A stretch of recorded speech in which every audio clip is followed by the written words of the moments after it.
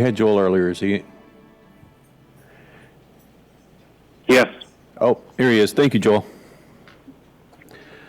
All right, let's go on to the Pledge of Allegiance, and after that, a moment of silence.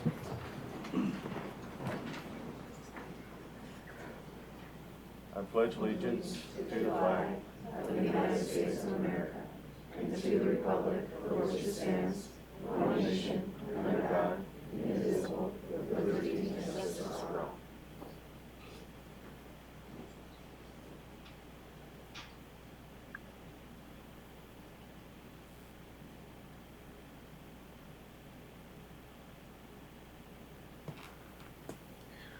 Thank you, everyone.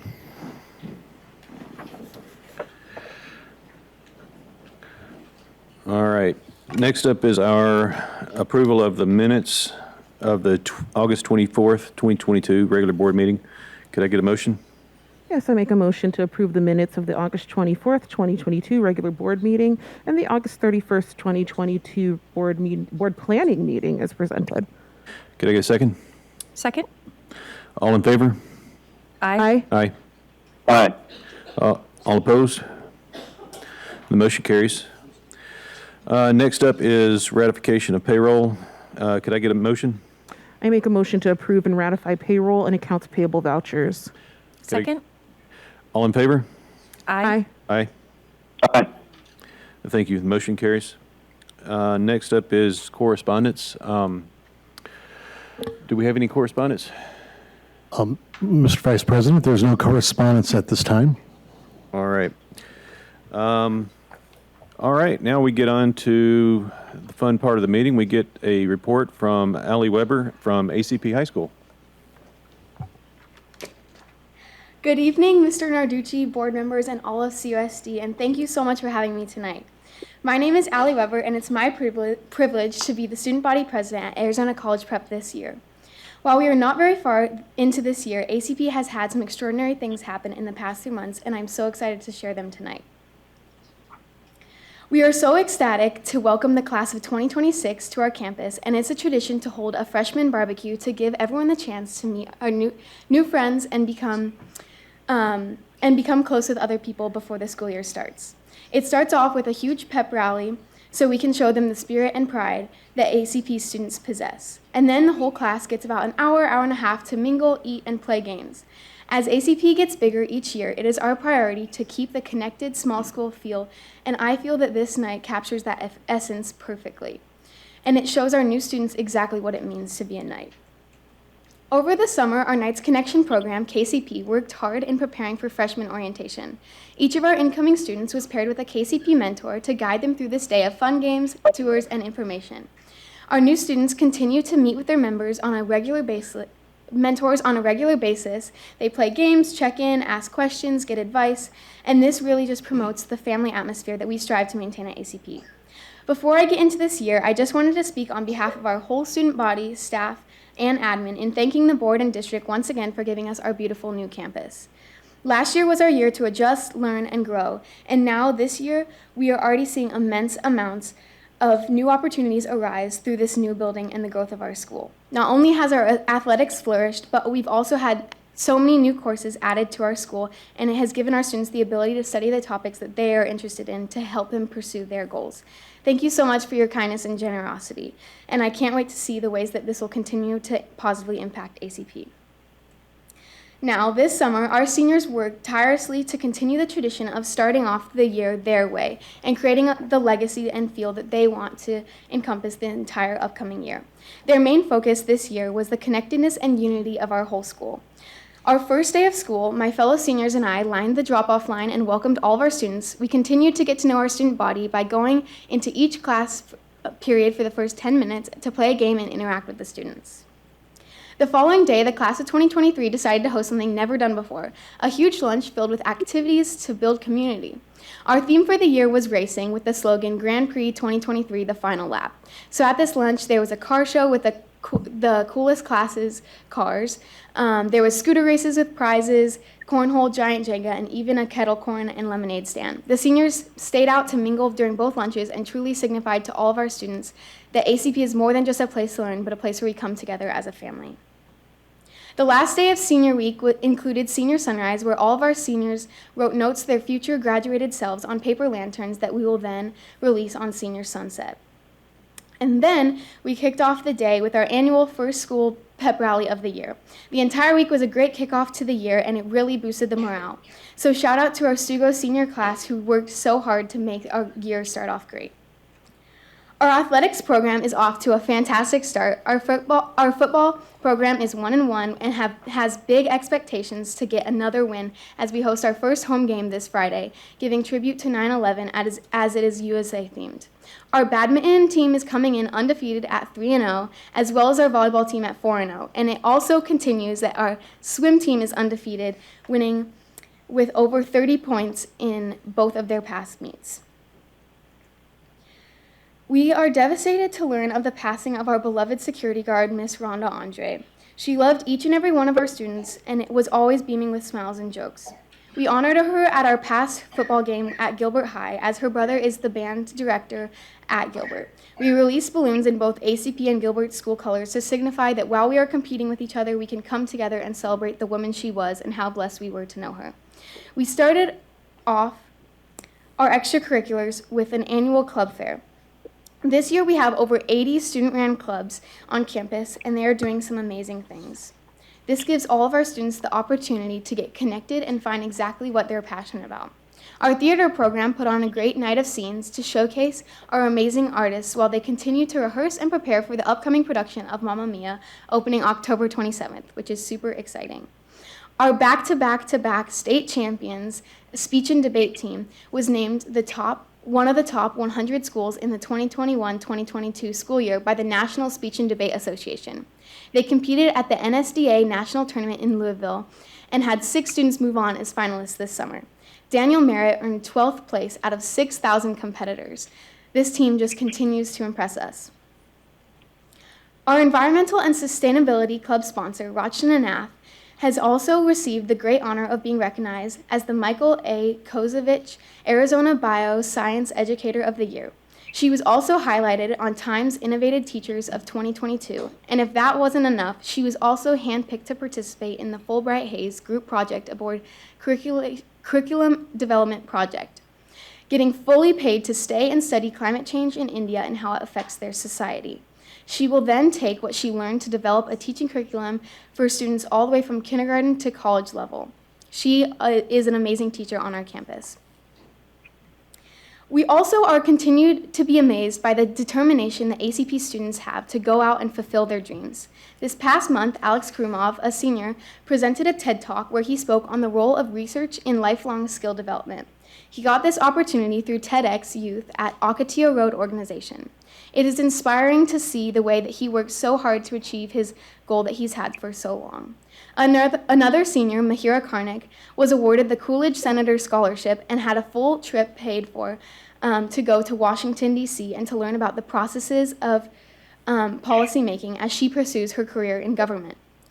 We have 35 students being recognized as the College Board's National Recognition Program for underrepresented students excelling in the PSAT or earning a 3 or higher in 2 or more AP exams. We are so proud to announce that ACP currently has 6 finalists for the Impact Competitor Scholarship. And just today, we had the exciting news that we have 18 National Merit semifinalists in the class of 2023, meaning 6% of our senior class was semifinalists for our National Merit. Those are just a few of the remarkable achievements from our nights this year, and I can't wait to see the immense amounts that we will have in this upcoming year. Looking forward, we have some amazing things in store. Our homecoming is just 2 weeks away, and we could not be more excited.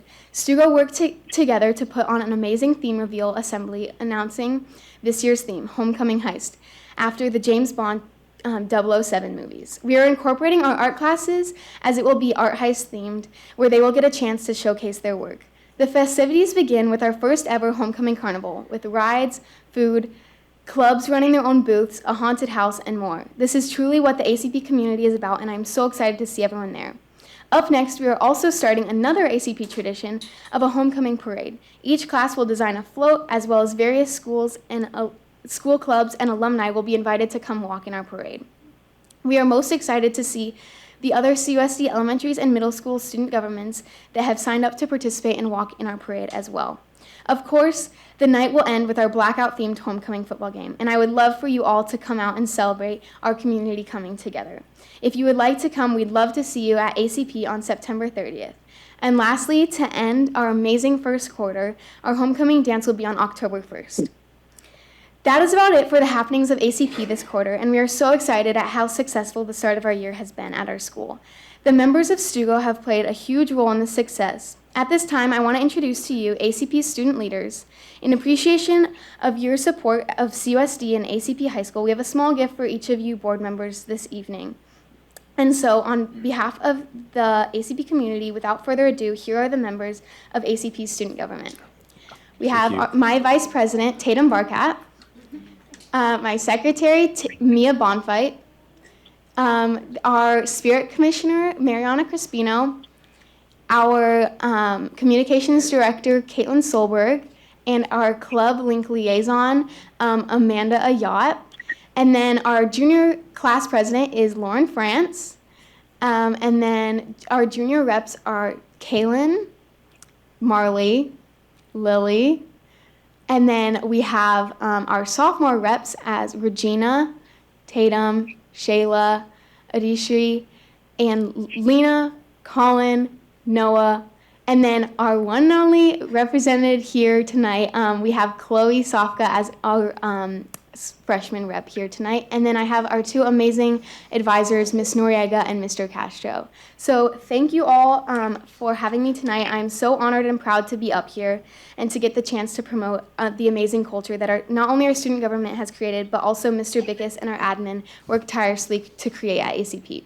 I hope you all have a fantastic night, and I hope to see you at the homecoming football game and parade on September 30th. We've gifted you some shirts, and they are black ACP shirts, so they would work perfectly for our blackout homecoming themed game. So thank you all so much. Have a great night.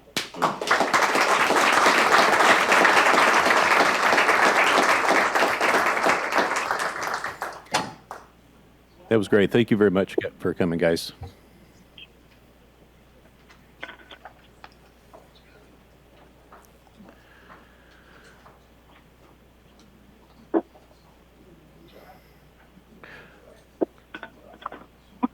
All right, our next item all right.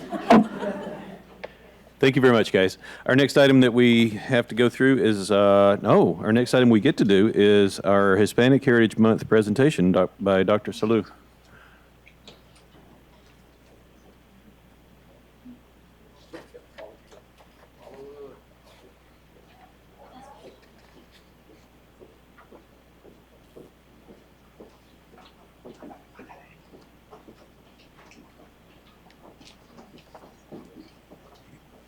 Good evening, governing board members, Mr. Naducci, cabinet. Welcome to Hispanic Excellence. Tonight, we showcase the best and brightest in CUSD, our children, our students. We showcase excellence that's happening in our classrooms each and every single day. I'm going to step away. You're going to hear from our children.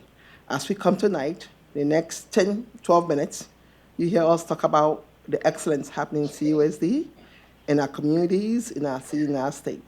Again, welcome to Hispanic Excellence. I'm Mia Ornelas. I'm from Camille Castile High School, and I'm in Hispanic Excellence. A proclamation of the Chandler Unified School District of the City of Chandler, Arizona, proclaiming the month of September 15th through October 15th as Hispanic Heritage Month. Whereas Hispanic heritage is a significant part of American history and should be studied throughout the year. Since 1988 in the United States of America, September 15th through October 15th has been designated as the month for recognizing and celebrating the contributions and influence of those with Hispanic heritage. Whereas the Chandler Unified School District can count among its past and present members many Hispanic American leaders, administrators, educators, and student pioneers with city, state, and national historical prominence. Whereas the vision of the Chandler Unified School District is an environment where our diverse population is a strength and a spur of equity, collaboration, and response permeates our community. Now therefore, I, Mia Ornelas, freshman from Dr. Camille Castillo High School in the Chandler Unified School District, do hereby proclaim the month of September 15th through October 15th, 2022 as Hispanic Heritage Month and urge all Chandler and Arizona residents to celebrate the rich history, culture, and contributions of those of Hispanic descent.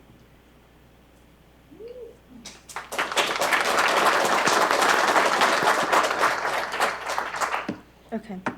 Hi, my name is Gabriela Alvarado from Basha High School, and I'm Hispanic Excellence. Today, I'm here to celebrate excellence among our CUSC students, starting with ACP High School.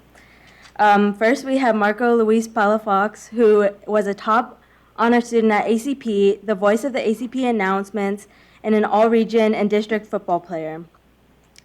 Next, we have Sophia Navarrete, who earned the National Hispanic Recognition Award from College Board, is an all-conference forward for the varsity girls softball, and is a member of the student government. In addition, she is also a co-anchor for ACP's live-streamed announcements through her media class. Next, from Basha High School, we have Gabriela Garcia, who broke the AIA-AZ state record in javelin and a throw of 163 feet 1 inch at the Arizona Open meet over spring break of 2022.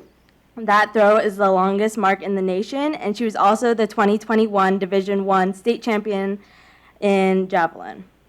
Next, we have Carly Unger, who won the Hispanic Recognition Award from College Board, is a part of National Honor Society, Spanish Honor Society, and has a 4.41 GPA with honors and AP classes. Next, we have Camille Castillo High School.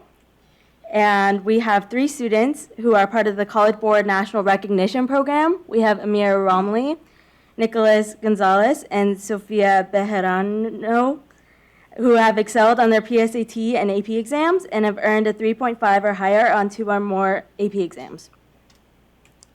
Next, we have Chandler High School. And from there, we have David Tejeda, who is a junior and is an IB student and has a goal of focusing on 3D animation. And Sofia Armenta, who is a sophomore and is part of the Latinx Student Union and Los Lobos Ballet Folclorio, and her goal is to become a dance teacher and serve her community. Next, Hamilton High School. We have Rebecca Meza, who is part of the MECHA, or is a MECHA club officer, has a 3.9 weighted GPA, and works a part-time job and plays on 3 soccer teams. Next, we have Josie Bryan, who has a 4.2 weighted GPA, has completed 19 college credits through AP and dual credit courses, and is currently working 3 jobs. And finally, from Hamilton, we have Aleida Quintanilla, who is the co-president of the AVID Club, attends Chandler Gilbert Community College through the ACE program and has earned 21 college credits and has participated in the Fleischer Scholars ACU WP Carey School of Business summer program and has earned 3 college credits. Finally, we have Perry High School. Here we have Juan Giron, who is a senior at Perry and is the National Merit Scholar and AP Scholar with Honors, and most recently recognized with the Hispanic Recognition Award through his AP scores, and is an outstanding student and role model for all. Finally, we have Jessica Navarro, who is a senior at Perry High School, National Honor Society member, Sociedad member, Academic Excellence Award, all years of high school, HOSA member, and has a 4.3 GPA. Thank you.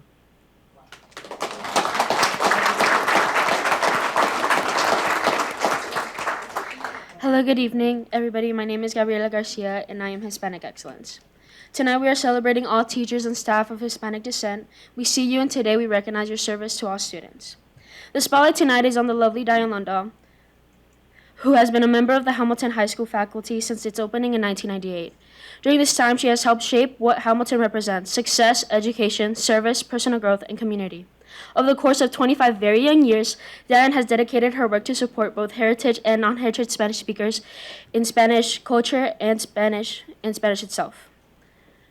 Additionally, not only has she formed Hamilton students, but also around the country as a member of the AP Literature and Culture Test Development Committee at the at the College Board, where she serves as a College Board advisor. Senora Lander is a former MECHA member and has been Hamilton's MECHA sponsor since the year 2000. The club MECHA educates, advocates, and celebrates Hamilton Chicano Latinx culture. Besides supporting her students, she also supports CUSD teachers as a Chandler Education Association Vice President of Representatives. All of these endeavors have only emphasized her position as part of the Equity Inclusion Team of Hamilton and the District People of Color Affinity Group. On the more personal aspect, Ms. Londo has not only influenced us as students, but as humans. She has shaped us by allowing us to be our own person.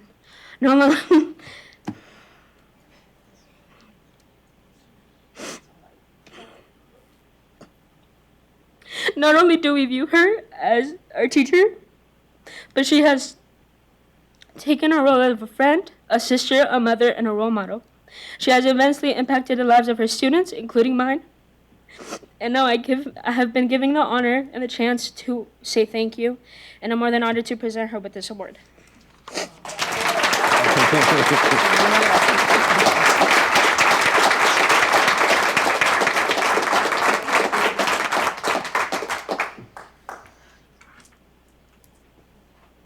Hello, my name is Daniela Serna, and I am Hispanic Excellence, and I'm from Arizona College Prep. So I would like to honor some of the administrators here at CUSD, starting off with the athletic director, Eric Magaña from Basha High School, then from Castile High School, Mark Munoz, from the principal from Hamilton High School, Michael de la Torre, the assistant principal from Hamilton High School, Dominique Romero, the Dean of Students from Perry High School, Jennifer de la Torre, and from the elementary schools, the principal, Alexis Cruz Freeman from Fry Elementary School, Principal Tony Alcala from Galveston Elementary School, Principal Tony Smith from CTA Liberty, Principal Ines Hone from Hartford Silvia Encinas Elementary School, and also from Hartford Silvia Encinas Elementary School, Dean Erika Castorena, Principal Vanessa Whitlark from Navarrete Elementary School. And from the junior high, Santan Junior High, the athletic director, Hugo Garcia. From Chief Hill Learning Academy, the Dean of Students, Claudia Dominguez, and the Director of Counseling and Social Services, Brenda Vargas. We thank all administrators in Hispanic descent serving students at CUSD. It is crucial for the younger generations to feel represented, and to have these amazing leaders see us is just fantastic, especially since they are such dedicated and strong leaders. Thank you.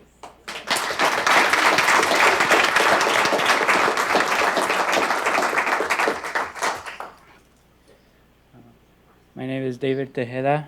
I'm from Chandler High School, and I'm Hispanic Excellence. And my name is Sofia Armenza. I'm from Chandler High School, and I am Hispanic Excellence. So we're going to be celebrating Hispanic Excellence in the city of Chandler. The change agents in the city of Chandler are Priscilla Quintanilla, Judge Alicia Skupin, and Angel Encias. So Priscilla Quintanilla, she is Neighborhood Programs Administrator, City of Chandler Neighborhood Resources, a servant leader in City of Chandler, and a Chandler High School graduate.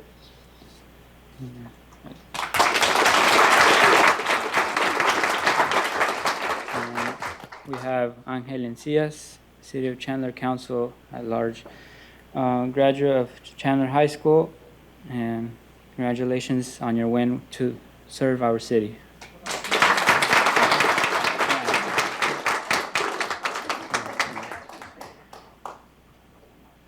And then finally, we have Judge Alicia Skupin, presiding city magistrate, Chandler Municipal Court. In an interview after her appointment, Judge Skupin shared, "The new presiding judge says she hopes to encourage a culture that makes Chandler's court more accommodating and welcoming to people who come from diverse backgrounds. And today we recognize your leadership on the courts and commitment in creating a welcoming court to our diverse community."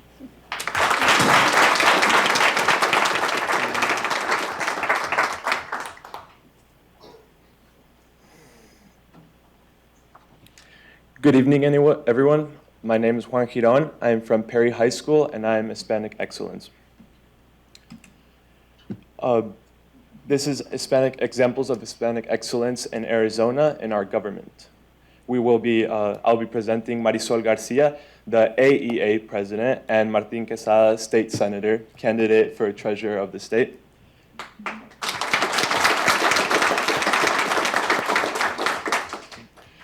So Martin Quesada, current state senator, who has been a state senator since 2015. He served in the Arizona House of Representatives from 2013 to 2015. And throughout his career, he's placed much emphasis on improving public education in Arizona. Some of his goals and metas, which I'll read in Spanish for the honor of Hispanic excellence, are asegurar que los impuestos del Estado benefician a las escuelas, to make sure that the funds of the state benefit our schools. Apoyar el seguro médico para la gente gratuito, to support public health care. And promover la sustentabilidad, to promote sustainability.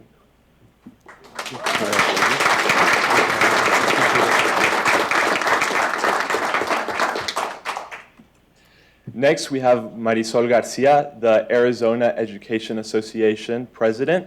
She is the first Hispanic woman to serve in this position, as well as the vice president for the Arizona Education Association.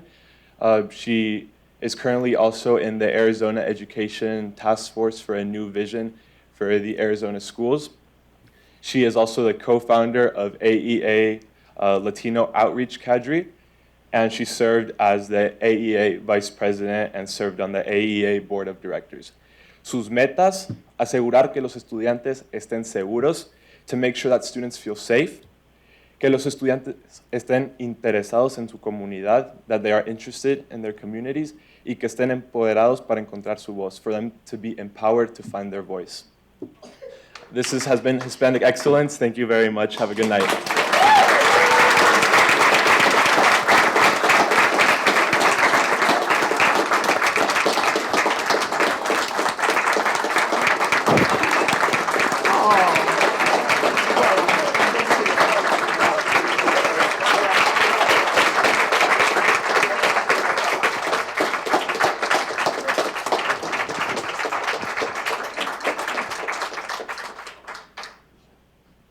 Thank you all.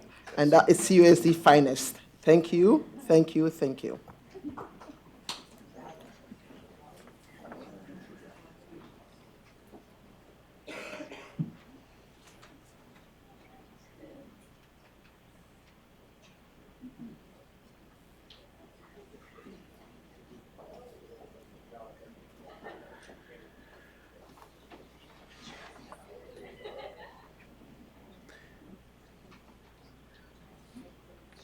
Thank you very much, guys. Our next part of the meeting brings us to citizens' comments. Mr. Locke, could you lead us off? Yeah, thank you, Mr. Olive, members of the board, Superintendent Arducci. As you know, we provide an opportunity for the public to submit comments electronically prior to each board meeting. This week, we received 4 submissions from 2 people. Our feedback was related to mental health and previous speakers. Submitting comments electronically provides our governing board members time to read and prepare prior to the meeting. This format also provides the opportunity for the board to ask clarifying questions to the administration. You have the submissions verbatim for your consideration. They're also available on the website for public review. All right, thank you very much. We have 9 citizens that would like to speak. We can give everybody 3 minutes apiece. Yeah, Terry needs to. Yeah, I'll introduce if you don't mind. Oh, I'm sorry. Make it easy for you. Yeah. Just a couple of ground rules. During public comments, members of the governing board may not discuss items that are not specifically identified on the agenda. Therefore, pursuant to state statute, action taken as a result of public comments limited to directing staff to review the matter, responding to criticism, or scheduling the matter for further consideration and decision at a later date. The board president reserves the right to ensure that speakers present on topics that are within the board's jurisdiction. Everyone is asked to present their comments in a respectful and courteous manner. Profanity or threats of harm will not be tolerated. Now, our first speaker is Juan Giron, of all people, from talk about Hispanic Heritage Month. Is Juan going to speak again, or is that from before? I think he turned this in for the last episode, so he was a great speaker, wasn't he? Next is Abby Markowski of Chandler to talk about dress code.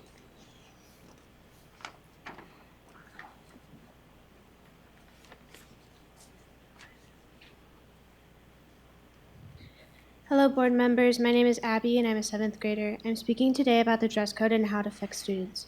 Dress codes disproportionately affect girls nationwide, 83% of violations. Across the nation, 46% of elementary schools, 70% of middle schools, and 55% of high schools follow strict dress codes. The CUSD's code names 12 items directly that reflect clothing or styles typically worn by girls or students who identify as girls. Student dress codes are unevenly enforced on girls, in particular girls of color and those who are not the average size, and that needs to stop. Many girls say that by taking a girl out of class for minor infractions, coupled with the inconsistency of the policy, the message is that the importance of a girl's education is less than a boy's. I myself have never been to the principal's office until I refused to change my shirt. In my school, there are signs all over the school stating that the school is a safe place. No matter whom the message was originally for, it tells the students that no matter who they are allowed to feel safe at their school. Even the CUSD Cares Wellness page reminds me that I am worthy of respect and acceptance. But by pulling a girl out of class and forcing her to either change her shirt, shorts, or be sent home, you are contradicting your own messages. Dress codes are created to keep girls' bodies from distracting their male peers. This is never, nor will it ever be okay. I am not a distraction. A girl should not have to change to protect a boy.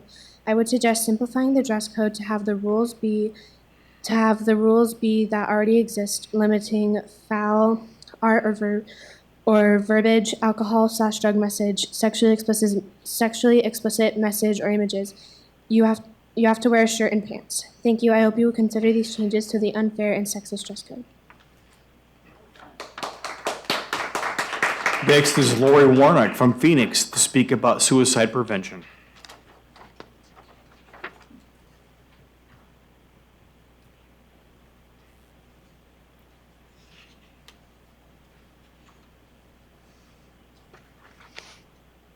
Good evening. I'm a teacher of 30 years. The Mitch Warnock Act is named for my son. Your community is my community, and Mitch was your child too. Your kids competed against him.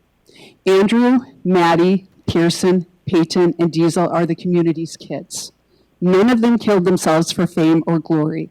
My son was a state champ pole vaulter, so that myth doesn't apply. He died in part due to the fact that his school did not address a suicide that occurred on campus. Dying by suicide is complex. Chandler goes above and beyond the state mandate in training teachers. Student reps ask for the opportunity to engage with upper administration too, in addition to the prevention specialists. They ask those who truly hold power in the district to engage with them in a conversation. It is said that a district of this size is a big ship to turn around. However, our group and other moms were here in 2018 laying out the same issues related to suicide prevention. The pandemic has underscored the need. There has been plenty of time to talk with the stakeholders who are missing from the conversations, namely the kids. The term evidence-based is used like an educational newspeak weapon against students and community members wishing to speak with district administrators. Here is an evidence-based fact. Med students are now trained to listen to their patients' stories. They have learned that listening to stories saves lives. The superintendent of Tempe Union High School District meets with student reps from each of his schools to see what he is not seeing from his metaphorical lifeguard chair.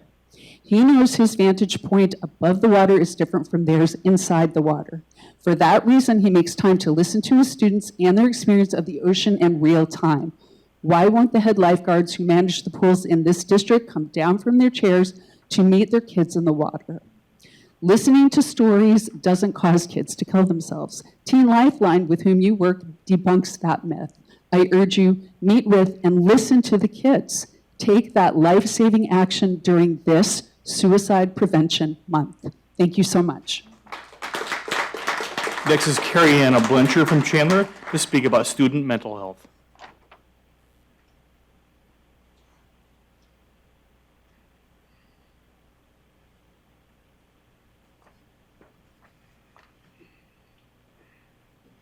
Hi, my name is Carrie Anna Blanchard, and I too am a founding member of Parents for Suicide Prevention. And I too have been reading in the paper and listening to the students. And the thing that comes to mind for me is the opportunity that you all have as a district that not all the districts have. You literally have them from start to finish. And the whole child aspect that you all have the ability to form and create a culture of understanding and compassion and empathy. And here we are again with students asking to talk and asking to not just talk but be heard. And I know that there have been a few reach outs, not enough reach outs. If the students don't feel like they're being heard, then we're not doing our job. You all are the adults. You all can steer the ship. You know, that comment just as a mom makes my blood boil. These kids are coming to you, they're coming to the top, and they're begging the top to help change the culture.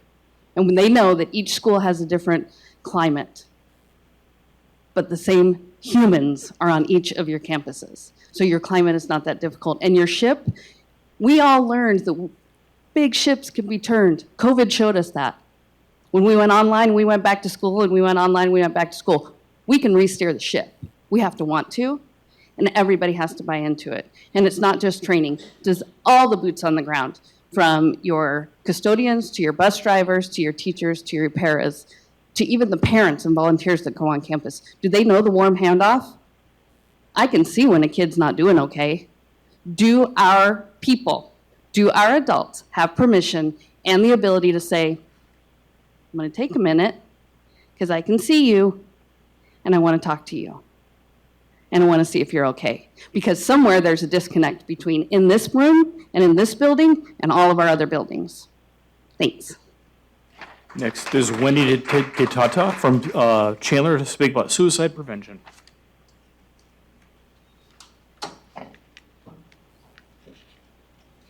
Good evening. My name is Wendy Detata. I am a member of the Chandler Youth Wellbeing Coalition, and I have 2 children. Well, one just graduated last year, and another is a junior in high school.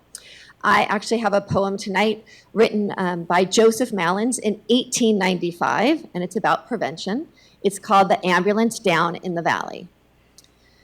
'Twas a dangerous cliff, as they freely confessed, though to walk near its crest was so pleasant, but over its terrible edge there had slipped a duke and many a peasant. The people said something would have to be done, but their projects did not at all tally. Some said put a fence round the edge of the cliff, some an ambulance down in the valley. The lament of the crowd was profound and was loud, as their hearts overflowed with their pity, but the cry for the ambulance carried the day as it spread to the neighboring city. A collection was made to accumulate aid, and the dwellers in highway and alley gave dollars or cents, not to furnish a fence, but an ambulance down in the valley. For the cliff is all right if you're careful, they said, and if folks ever trip and are dropping, it isn't the slipping that hurts them so much as the shock down below when they're stopping. So for years we have heard, as these mishaps occurred, quick forth would the rescuers sally to pick up the victims who fell from the cliff with the ambulance down in the valley. Said one to his peers, "It's a marvel to me that you give so much greater attention to repairing results than to curing the cause. You had much better aim at prevention. For the mischief, of course, should be stopped at its source. Come, neighbors and friends, let us rally. It is far better sense to rely on a fence than an ambulance down in the valley." He is wrong in the head, the majority said. He would end all our earnest endeavor. He's a man who would shirk his responsible work, but we will support it forever. Aren't we picking up all just as fast as they fall and giving them care liberally? A superfluous fence is of no consequence if the ambulance works in the valley. This story looks queer as we've written it here, but things oft occur that are stranger. More humane, we assert, than repair all the hurt is removing the danger. The best possible course is to safeguard the source, attend to things rationally. Yes, build up the fence and let us dispense with the ambulance down in the valley. 30 seconds. We are urging a more preventative and proactive approach to suicide and mental health. The fence will be built in partnership with the experts, and in this case, this is our youth. We don't expect the board and the district to do this alone. And we are hoping for more transparency and commitment to partnership, especially with the youth. Thank you. Next is Charlotte Lawrence of Chandler to speak about library books. Hello, my name is Charlotte Lawrence, and I have 3 kids in elementary school here in the district. I'm here to discuss a library book that was on display my 6th grade 11-year-old son brought home. The book's title is George. The book is a how to transition and how to keep secrets from your parents book. For example, page 46, George is watching an interview on television with a person who had transitioned. The person being interviewed was asked if there were surgeries involved in their transition. The person being interviewed states, "What's between my legs is nobody's business but mine and my boyfriend's." Page 47. George read on the internet that he could take girl hormones to change his body and get surgeries if he wanted to. It's called transitioning. He could even start before turning 18 by taking pills called androgen blockers.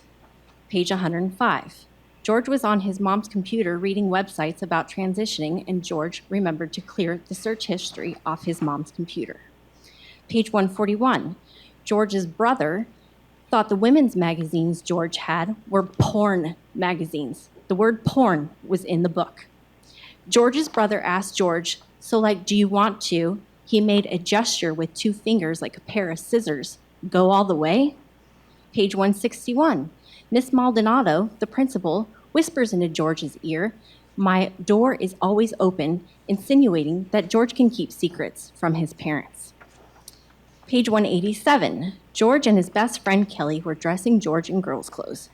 One thing that bothers George is that he has boys' underwear on. So he says to Kelly, his best friend, "I'm just wearing boys' underpants." Kelly's response was, "Ew, yuck, pull them off." Kelly handed George a pair of underwear and says, "You can have them. Don't worry, they're clean." George then pulls off his skirt, pulls off his underpants, and steps into Kelly's underpants. When I met with the principal last week to discuss this book, he admitted this book shouldn't have been in the library. I asked him if this violates the sex education and parental consent laws, and he said he didn't know.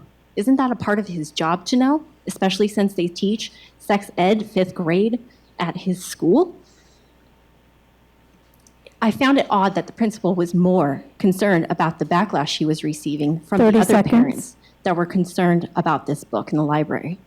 Members of the board, this is pedophilia. And if I were to hand this book to a child on the street, I'd be arrested. So this should not be in our schools. Parents in this community do not want this. Thank you. Next will be Sean Smith of Chandler to speak about library books, or a library book. Hi, thank you for having me. My name is Seek Smith. I have been involved and very active in fighting child sex trafficking and child sexual abuse for 13 years. But I'm going to put that hat to the side. I am a parent. My daughter attends a middle school here in the Chandler Unified School District. And I'm just going to piggyback on Charlotte's points about the book that her son has discovered. I am really concerned about the direction of what is being taught in some of the schools. I am anxious when I drop my daughter off at school. I am continuously asking her if she feels safe, is she being taught anything that is inappropriate. That is not what I should be worried about when I drop my daughter off at school every day. I should feel very safe for her to be in that environment. I shouldn't be concerned about what is being taught to her. And I have expressed to her that if I discover anything similar to what Charlotte has discovered in her son's school, I will pull her out of her middle school. That is the last thing I want to do. She adores her friends at the school. She likes her teachers. But I am becoming a vigilant parent, not because I want to, it's because I have to. And I am asking everyone on this board to please pay attention to what is being allowed in the schools, what is being taught, because parents are at the point where they just don't have any other options to address these issues. These are things that should never make it into our schools. And our children and their innocence are being robbed when these type of materials are being introduced to them at such a young age.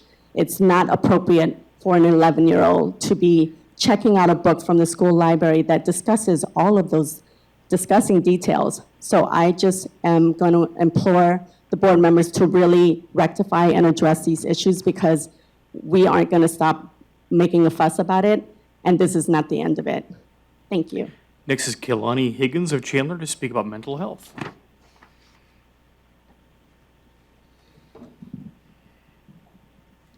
Good evening, I'm Kailani Higgins from ACP, representing AZ Students for Mental Health, and I'm here for the third time in the past month, because if no one else is going to talk about the mental health pandemic we are seeing right now, then I will.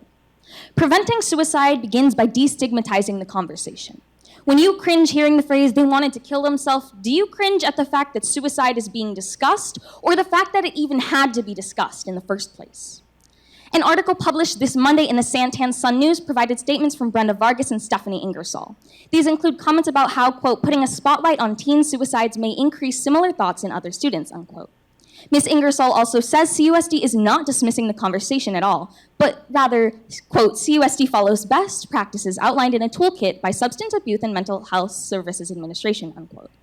This same toolkit provides a link to an essay by John Califat from 2001, which details, quote, talking about suicide will not plant the idea in teens' heads because they are already well aware of suicide, unquote. The essay later on debunks the myth that implies discussion of suicide will increase suicide. On page 104 of the aforementioned toolkit, it states that we shouldn't talk about the method of suicide. We're not asking you to do that. We're asking you to show you're not afraid to speak up and show your support. Unfortunately, Ms. Ingersoll's statements inherently dismiss our requests because it misrepresents them. The straw man of our argument allows for a deflection of your responsibility, a delay in action or just inaction, no space altogether. Ms. Vargas has said that it takes a whole community to prevent suicide. This shouldn't be an excuse to wait. This should be a reason why we speak up now, why we do something, why we need to lead the community in preventing suicide. Not only that, but it's our job to make sure that things happening inside our schools aren't more reasons kids resort to suicidal ideation. Programs have been implemented for 8th and 10th graders, which is wonderful, and I'm very grateful for that. But unfortunately, thoughts like these don't end after sophomore year.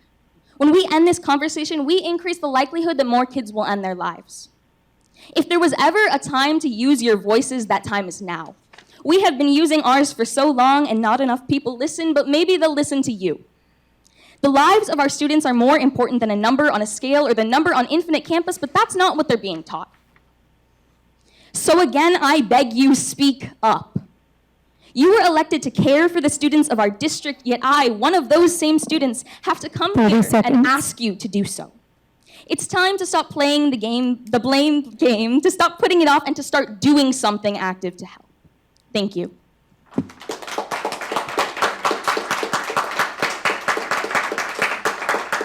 I believe our final speaker, Gabriela Garcia, presented at the last presentation.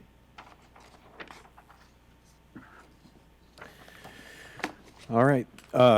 Thank you, everybody. That brings us around to our consent agenda. Vice President Olive. Yes. I kind of a point of order. I know that we discussed this at the meeting in terms of like sharing our comments after the discussion, but I wonder if we can kind of look at how we're talking about suicide in the media. Just because as a mental health professional, I will say that our last speaker is correct. Talking about suicide does not cause suicide, and it's something that we actually talk about in terms of like making sure suicide does not become the taboo thing that we don't talk about. So I feel like maybe we need to look at that. That's a great comment, Ms. Love, and I want to speak to that as well. Yeah. There was some misrepresentation on what was said and how that context was taken as well. There is no intention that suicide should not be talked about in our district, and that we should look at every remedy we possibly can to help students at their point of need, at the point of discovery. That is not the Chandler Unified School District philosophy or methodology, or is it Ms. Vargas's or Mrs. Ingersoll's intent? Unfortunately, a lot gets said at one time and then it goes back and a story is written. If it's just misinterpretation, but I know a lot of people have caught on to that, and I do apologize that sometimes what's put in paper sometimes isn't what's behind the intention at all. So there are groups meeting. We do have everything that we've talked about with our students, and they are meeting. They're having a great assembly here coming up in September. We are committed to our parent university, bringing national experts in and working with that as well. And we do advisories with students, and we will continue to talk with our students and ask them questions and continue to ask them how they're doing. I think that's the biggest thing that all of our staff can do is just recognize a child, any child, all children, ask how they're doing, and give them the opportunity to respond.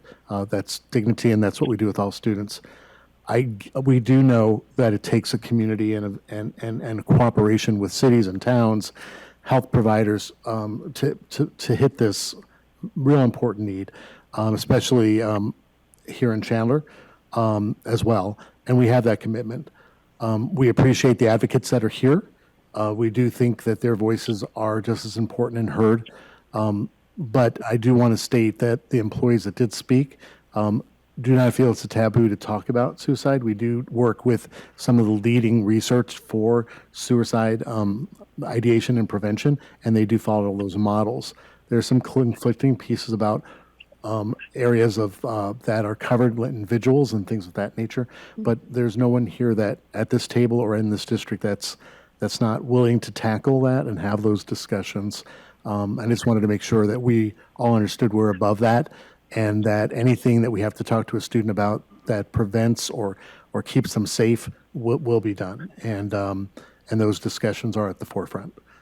Perhaps, I want to state this publicly, if we could maybe reach out to the Santan Times and have them issue a retraction, because she's right, having a statement like that, even though I know that Brenda Vargas and Stephanie Ingersoll did not say those words, but having that out there, it does contribute to suicide myths that I don't think we want to be attached to.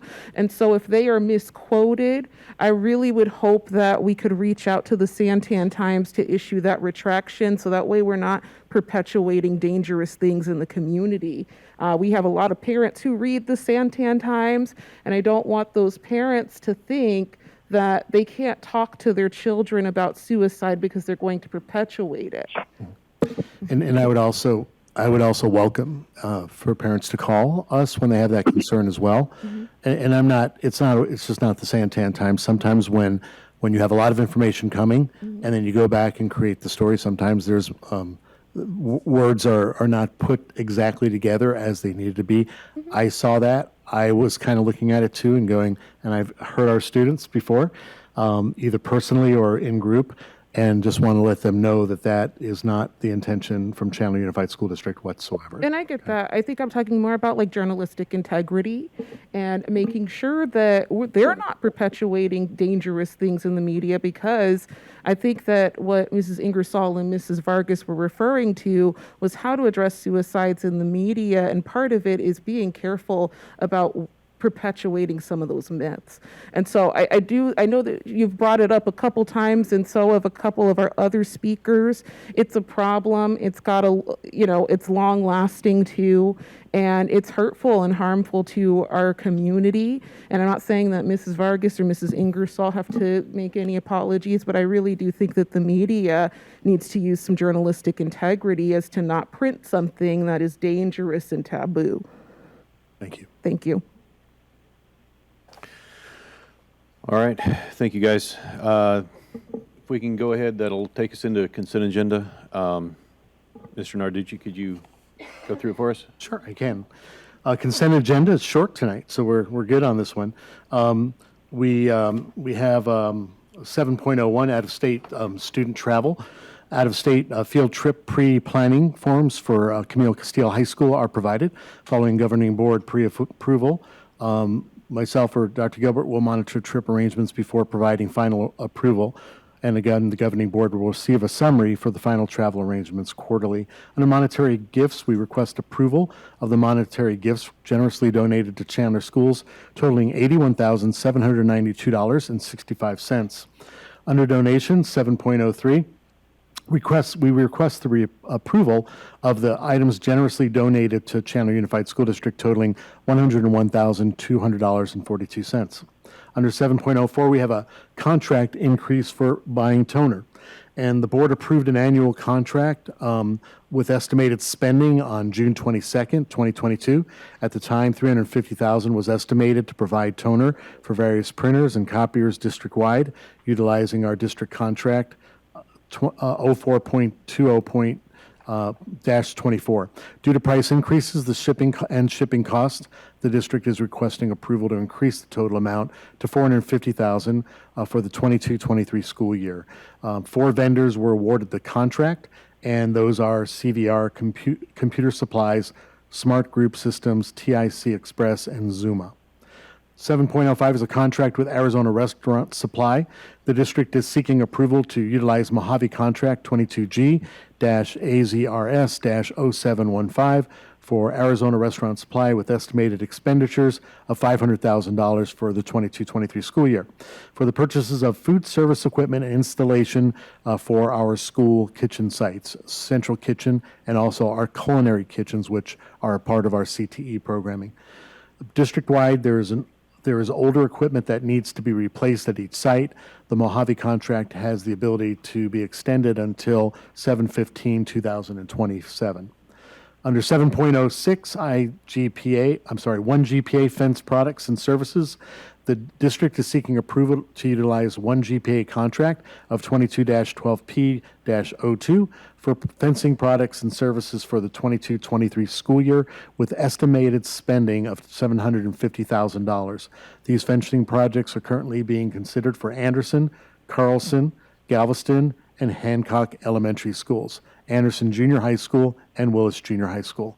The 1 GPA contract has the ability to be extended until May 23rd, 2027.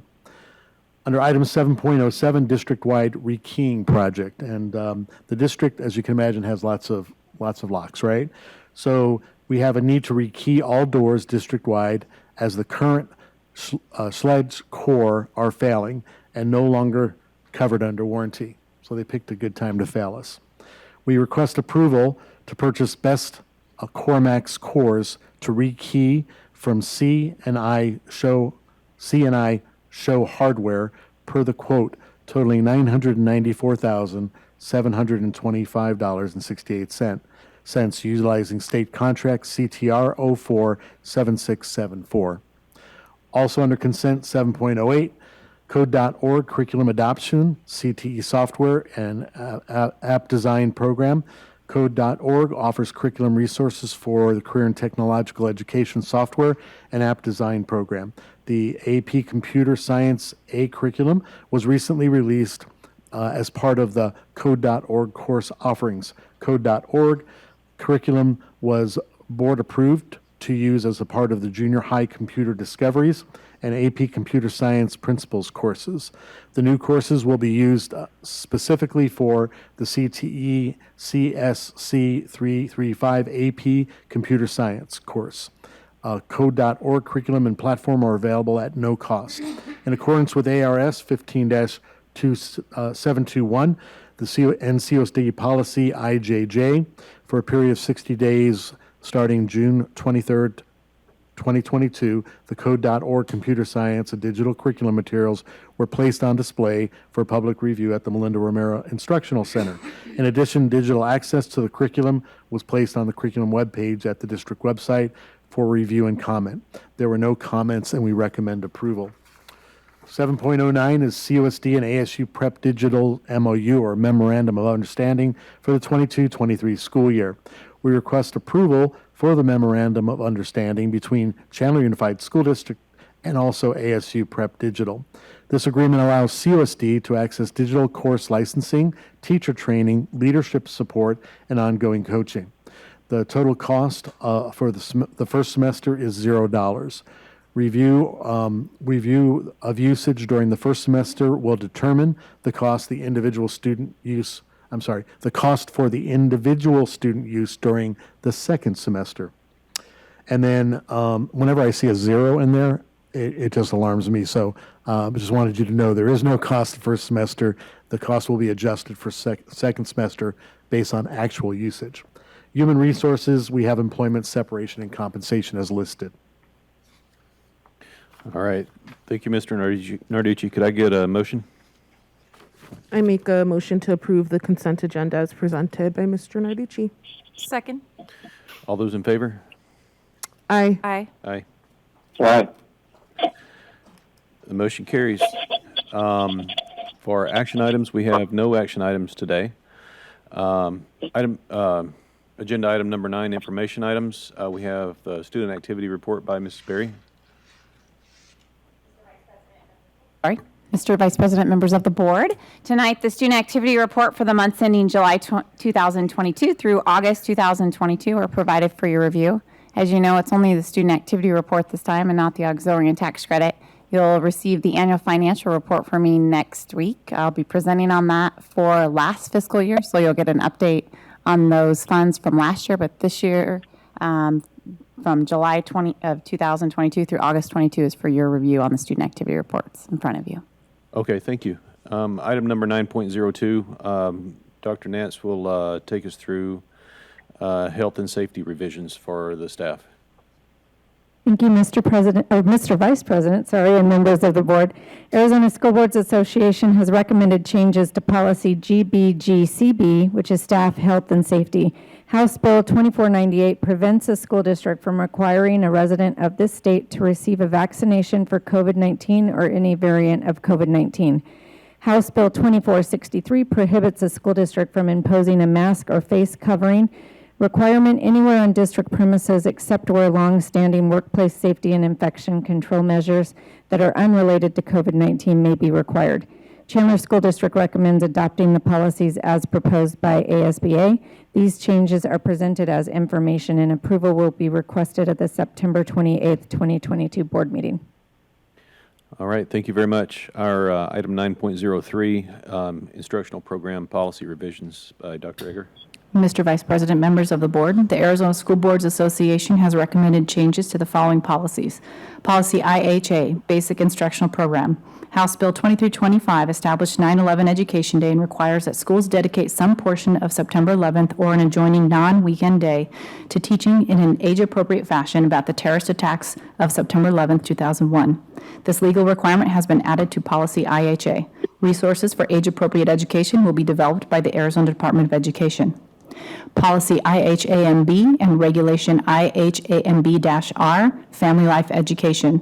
House Bill 2495 prohibits school districts and charter schools from referring students to or using any sexually explicit material in any manner except as part of sex education instruction as permitted by 15-711. Materials may be exempted from this rule if the materials meet certain statutory definitions such as having serious educational value.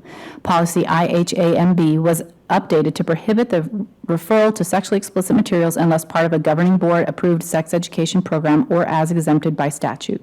Regulation IHAMB-R was updated with the language from statute to provide administrators with the legal language necessary to develop a sex education program for governing board approval if one is sought. Policy KB, Regulation KB-R, Exhibit KB-EB, Parental Involvement in Education. House Bill 2161 and House Bill 2439 are two parental rights bills that substantially affected Policy KB and its corresponding Regulation KB-R and Exhibit KB-EB.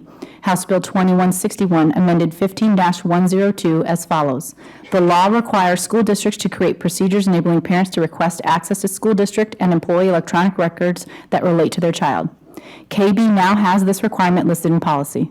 Regulation KB-R was amended to state that parents seeking the types of records listed in 15-102 and 15-143 may request the records from the district office. HB 2161 amended the Parents' Bill of Rights 1-602, which is revised verbatim in Exhibit KB-EB. HB 2161 created a parent's cause of action that enables parents to bring a lawsuit and seek damages and other remedies if the parent's rights are violated. HB 2439 also affected 15-102 and 15-189.07. Policy KB is amended to reflect the required policy action requiring schools to provide access to parents to the school's library collection of available books and materials, and parents may receive a list of books and materials borrowed from the library by their children. KB-R provides districts and charter schools with a regulation stating that parents may request the library items and the list of library books their child has borrowed by using a request from created Exhibit IJNC-E. Chandler School District recommends adopting the policies as proposed by ASBA. These changes are presented as information, and approval of the policies will be requested at the September 28, 2022 board meeting. Regulation exhibits do not require board approval. Okay, thank you. I think Ms. Love has a question. Yeah, so regarding HB 2439 and the library revision, at the Arizona School Boards Association Law Conference last week, I'm just trying to get clarification because they made it seem like this isn't like a book ban of any kind, and it's more in terms of like providing that list to parents and then having like a committee or a librarian to review new books, but not books that are already in the library. So not forcing you to remove books from the library. Is that your understanding of it too? So the interpretation that we received from ASBA, as well as looking at the legislative piece, does have some specific requirements, and we do have another policy that we'll be bringing at a later date because at our next governing board meeting, actually, because this particular piece of legislation does not need to be enacted till January 2023. Mm-hmm. So we are a little bit ahead of the game in Chandler Unified School District, and we are looking to send out information via our public relations department within the next week in regards to how our parents can look at these book lists as well as lists from the school and meet the requirements using our current resource manager, Destiny. Okay, thank you. All right, is there any more questions on that? Okay, our item number 9.04, student policy revisions. That's Dr. Marshall as well. Good evening, Vice President and members of the Governing Board. Arizona School Boards Association, ASBA, has recommended changes to the following policies. Policy JLCB, Regulation JLCB-R, Exhibit of JLCB-E, Immunization of Students. House Bill 2086 states that immunization for COVID-19 or any variant of COVID-19 is not required for school attendance. The law goes on to state that the immunization must be prescribed by rule adopted pursuant to ARS 36-672(a) before it may be required for school attendance. House Bill 2371 states that no governmental entity may require a person under 18 years of age to receive a COVID-19 vaccine or any variant of COVID-19 without parental or guardian consent. This law was passed after ARS 15-342.05, 2021 COVID-19 mask and immunization law was invalidated by the Arizona Supreme Court. Appropriate changes have been made to policy JLCB and regulation JLCB-R. Exhibit JLCB-E has been updated to include the 2022 and 2023 requirements. Policy JLCC, communicable infectious diseases. House Bill 2616 states that school districts and charter schools may not require a minor to wear a face mask or a face covering without parental or guardian consent. This bill was passed in response to the COVID-19 pandemic, and therefore policy JLCC, communicable infectious diseases, was amended to reflect this change. Policy JLDA, school counselors and psychologists. House Bill 2178 excludes a school psychologist who is certified by the Arizona Department of Ed to use that title and is either employed by or contracted to provide services in an educational institution setting that services pupils in pre-kindergarten or kindergarten programs or for the 1st through 12th grades. Is excluded from licensure requirements prescribed by the Board of Psychologist Examiners if the services are part of that services person's contract with the educational institutional setting. Previously, only employed school psychologists were exempt from licensure. JL was updated to reflect this change. Chandler Unified School District recommends adopting the policies proposed by ASBA. These changes are presented as information, and approval for policies will be requested at the September 28th, 2022 regular board meeting. Regulations and exhibits do not require board approval. All right. Does anybody have any questions on those? All right, we'll move on to information item 9.05. Dr. Gilbert. As you can see, our legislators have been pretty busy.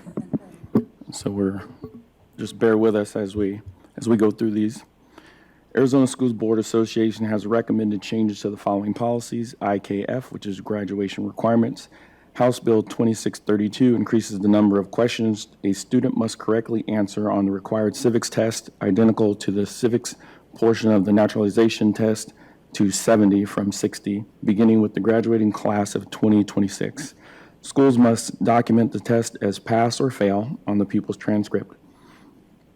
Permits a 7th and 8th grade pupil to take the test, requires the school district and charter school to report the factors in 15-701.01L to the Department of Education. Policy IKF is updated to reflect these changes.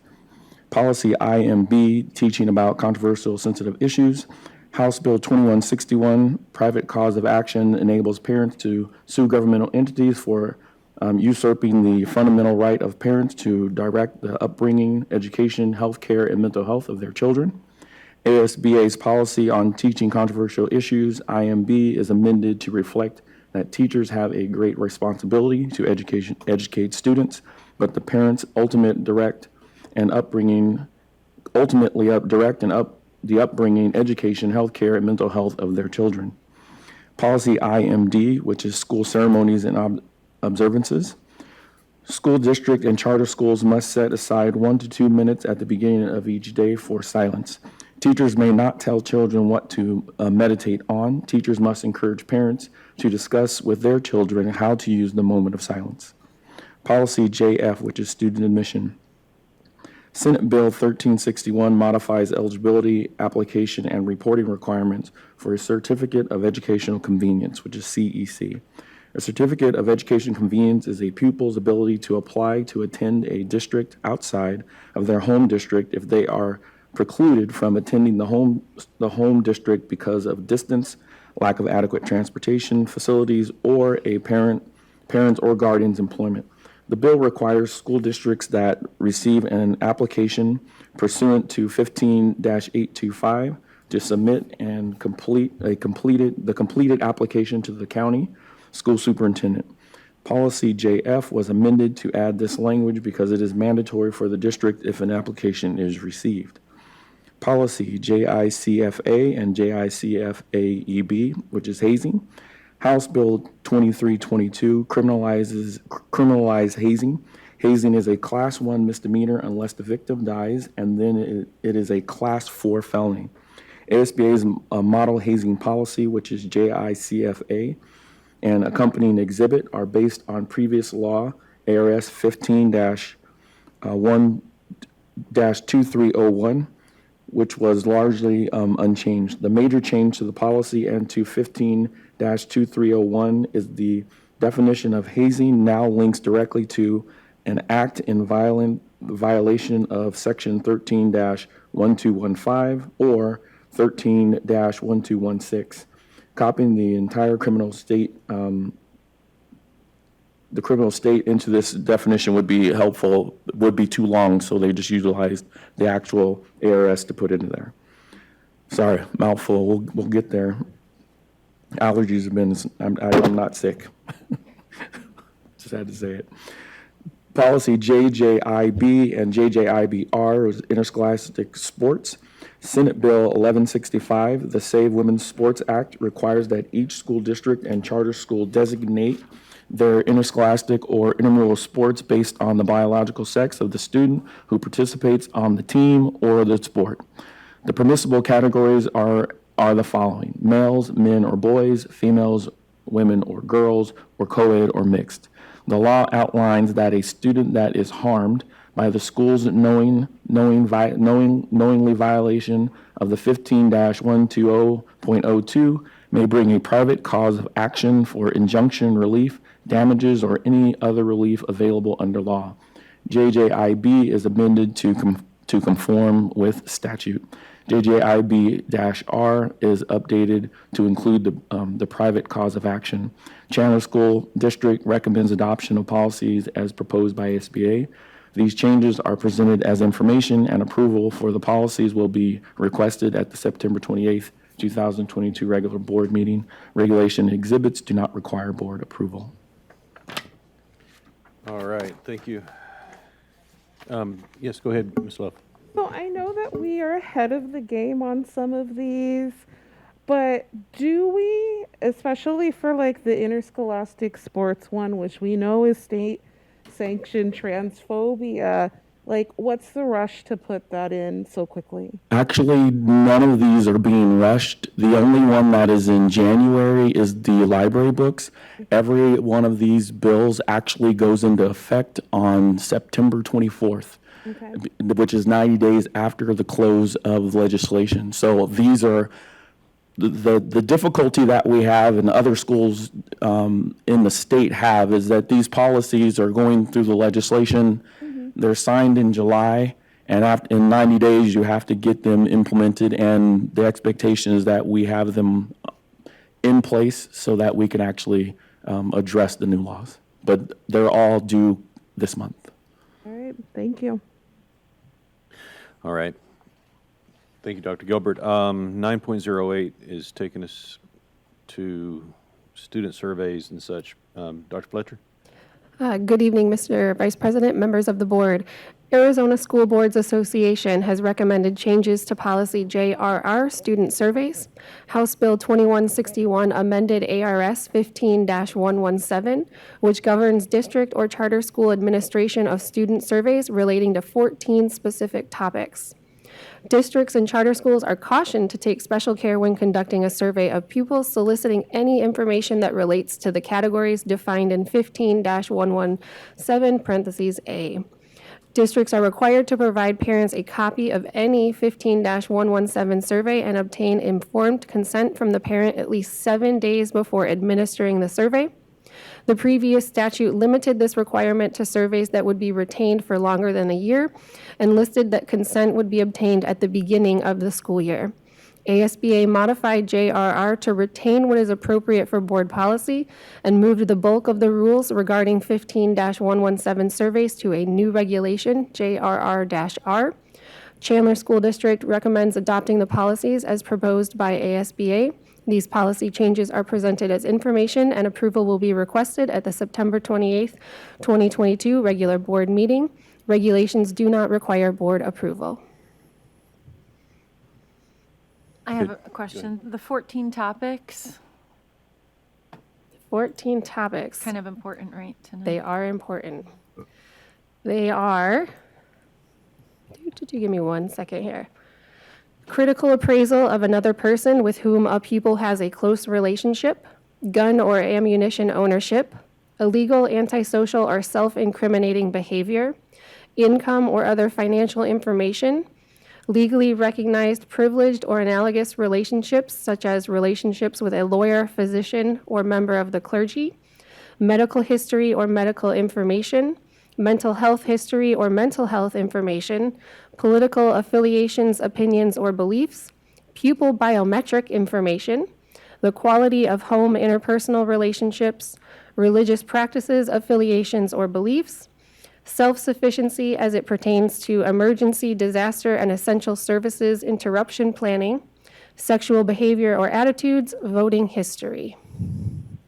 And then just to clarify, is it opt-in or opt-out permission? Opt-in.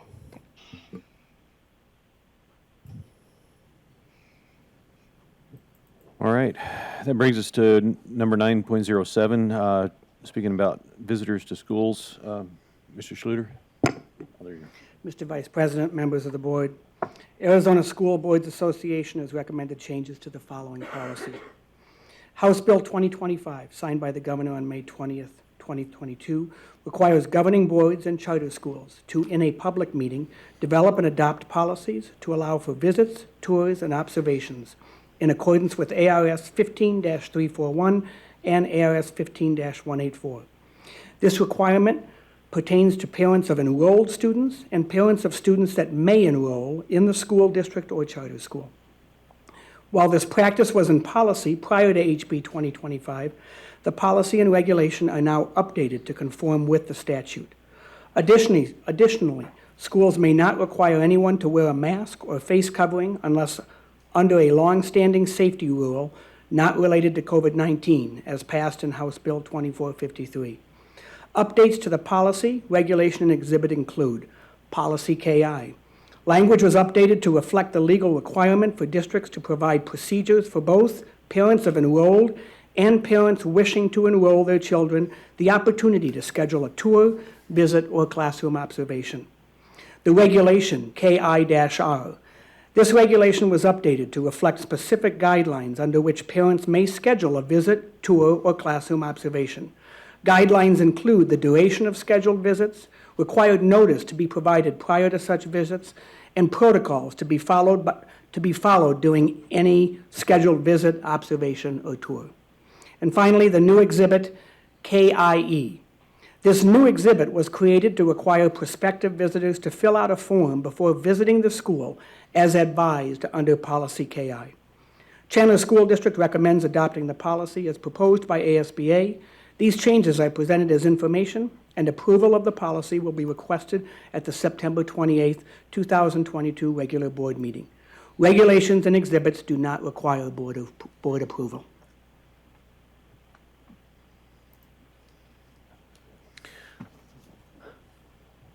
All right, does anybody have any comment on that?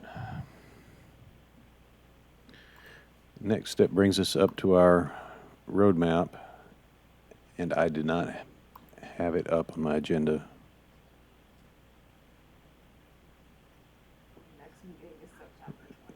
Oh, thank you. And then next meeting, September 28th. All right.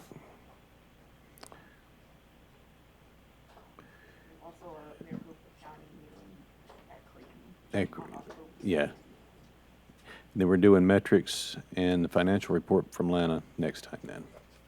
Okay, that brings us around to superintendent comments. Mr. Narducci, do you have anything today? Just a few things. I would like to begin with a serious topic. September is National Suicide Prevention Month.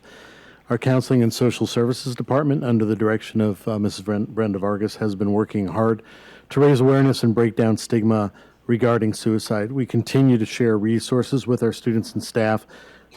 This included daily announcements promoting the new 9-88 National Suicide and Crisis Line, encouraging students to speak with counselors who can help those experiencing suicidal thoughts, substance use, and/or mental health crisis. Also a reminder that anyone can call 988 Suicide Prevention Line 24 hours a day if they are worried about someone else. So what we're saying is, if you're worried, act. The safety of our community relies on all of us working together, including our staff and our students and our parents and our community. This campaign runs through September nationally, but our promotion of this awareness is year-round, and we are committed to a year-round effort in Chandler Unified School District as long as it keeps our students safe. Also, I want to start with some staff recognition. First, I'd like to talk a little bit about our Arizona Interscholastic Association this week, who honored 3 of our high school athletic directors for awards at the state conference. Jamie McClure of Arizona College Prep High School received the Zig Karakowski Rookie Step to the Plate Award for small schools. And Eric Magana, who you heard earlier in our presentation from Basha High School, received the same award for large schools, and that's the Rookie Step to the Plate Award. Jim Culver, our Chandler High School athletic director, was honored with the association's Distinguished Service Award. I'm not sure if the public is aware of how hard our athletic directors work behind the scenes to set up schedules for all sports and providing guidance to coaches, not to mention their long hours that they do work to make sure everything goes well for our students and for our staff. Every night of the week, you can find an athletic event occurring in our schools. And because Chandler Unified does well, it actually continues past the season and into playoffs. Tonight, for example, our freshman football teams are an example of that, and we want to congratulate all of the athletic directors for the hard work they do, but these three in particular for being recognized by the AIA. COSD schools commemorated Patriot Day on Friday, September 11th. That was just this past Friday, with a variety of activities at our school sites. From flagpole gatherings to recognitions of our first responders, who also at some of our schools showcase their specialized vehicles they utilize in their work. These were heartwarming moments that we have captured through photos and videos and are available to our COSD community on our Facebook page. We encourage our public to check out the pride our students expressed for those in our community. September 11th through 17th is also National Arts and Education Week. We recognize that arts are an essential part of educating the whole child. Participation in arts helps students grow, create, and connect. The arts also help students develop essential cognitive function and communication skills. Please join us in celebrating fine and performing arts across our campuses and communities. And we have this wonderful arts show that is exhibited in downtown Chandler every year. And we encourage, when we send information out about that, for our parents and community members to go there. They can not only observe the beautiful pieces that our kids do and the talent they have, but you can also purchase something there as well, which I did last year. So I have student art hanging in my office. Also, we recognize our students who achieve in the arena of science and engineering frequently. It's often a frequent addition we put here. And we have another opportunity tonight. The latest news comes from Hamilton High School, who had 3 students recognized for a Future Innovator of the Year for the 2022 Governor's Celebration of Innovation. 3 of the 6 categories, that's 3, half of all the categories that were recognized in the state came from Hamilton High School. That's pretty impressive. The students recognized at the state level were Alex Wong, Christopher Liu, and Parisha Swarf. These students all were taught by Mrs. Debbie Naipar, who consistently provides students the opportunity to perform at the top in the state and the national level. So congratulations to Alex, Christopher, and Parisha, but also to Debbie Naipar. Staff is amazing to give our students these kinds of opportunities. Also, during a special ceremony on September 1st, Nike and the National Football League's Arizona Cardinals made a generous donation of $10,000 in support of Chandler Unified School District's girls' flag football teams. The donation was specifically earmarked for female sports equipment to increase access and participation in the flag football program. The ceremony included a Chandler Unified School District All-Star game with girls flag football athletes from all 6 schools in the district. So what they did is they had Hamilton, Basha, and Arizona College Prep go up against Perry, Castile, and Chandler High School. They played each other. It was there's a lot of camaraderie, let's put it that way, at the event. They provided uniforms, signage, and giveaways for the game. And I want to thank our district athletic director, Sean Rustad, who provides pathways of success for all of our student athletes. And finally, Chandler Education Foundation last Friday held their 21st annual golf tournament at Whirlwind Golf Course, and which was highly successful. I know Mr. Olive and Ms. Bruner, you were there to support it, and we want to thank you for attending. There were around 250 golfers turned out to raise money for the foundation, which impact programs like our Impact Chandler Scholars, which provides scholarship opportunities for our students, as well as other opportunities that support Chandler Unified staff and students directly. It was nice to see our Chandler High School Air Force ROTC Junior presenting the colors, and the Castile Choir under the direction of our Castile teacher there. It's called the Encore Group, sang the national anthem, and it was a beautiful, right? It was a beautiful rendition. As a matter of fact, it just started the whole day off with pride and inspiration. Everybody that I talked to there, and that was our roles, many of us going around and making sure that individuals were knew about Chandler Unified School District and supported our district. They had a great day. So thanks to the Chandler Ed Foundation, Jen Hewitt, the director, and all of their staff who made that a wonderful event for 250 people. And that's it. All right. Thank you, Mr. Narducci. Joel, do you have any comments for today? No, I do not. Thank you. Would you like to go? Sure, sure. So first, I just kind of also want to acknowledge like our speakers, especially those who spoke on the dress code. I see that you guys are wearing some great shirts that say, I think it's dress codes are racist, sexist, classist. Totally agree.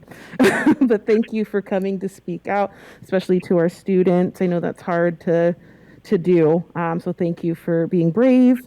I also want to thank the Arizona School Board Association. I attended their law conference last week and part of this weekend.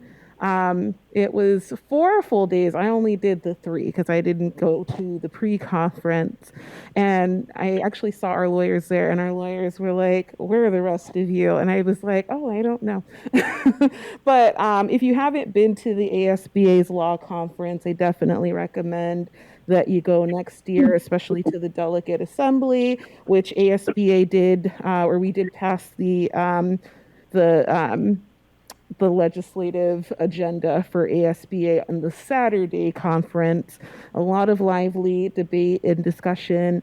Everything passed. There were a few amendments just to change up language, but it looks like it's a really good agenda for the upcoming school year. So thank you so much. All right. Thank you. Have any comments, Laura? Yeah, go ahead. Thank you for attending for us, Lindsay, for that. Yeah. A few, just to echo what Mr. Narducci, I didn't call you doctor this time, by the way. Just fine. That's what I deserve. Thank you to the numerous people who came together to make the Education Foundation golf tournament happen, and to hit everybody up for raffle tickets, and all that you did in the humid temperatures with mosquitoes. So thank you. I am looking forward to the community event of the showing of Ascension, a movie that will spark discussion on mental health with our students coming up next Wednesday at the Majestic. And also on September 22nd, 2 different events coming up before our next board meeting. The Piece of the Pie fundraiser at the Care Center. Really looking forward to people can come and tour the facility and help contribute to meet the needs of our folks with the greatest medical and other needs that they have in our community. And the same night, we at the Chandler Center for the Arts, we have the college night for CUSD parents and students to help with, preparing for finances and those kind of things. And then on September 23rd is the Chamber of Commerce Golf Tournament where some money is raised for student scholarships, and it's a great opportunity to support our students that way as well. Thank you. All right, thank you. The only thing I was going to ask about, Frank, Joel. Oh, Joel was okay. Okay. I'm here. The library book thing, can we make sure that gets looked into and pull that? I'd hate to have somebody have to go through and search for 45 minutes and then read to 100-page 47 for something they could just do in a Google search in 4 seconds. Yeah, and we have already been on that and have been addressing that as well when the complaint came in. So all right. Our staff is on top of it, and thank you for bringing it to our attention again this evening. All right, that was all I had. So unless anybody else has anything else, we can be adjourned for this week. Thank you, everybody. Thank you.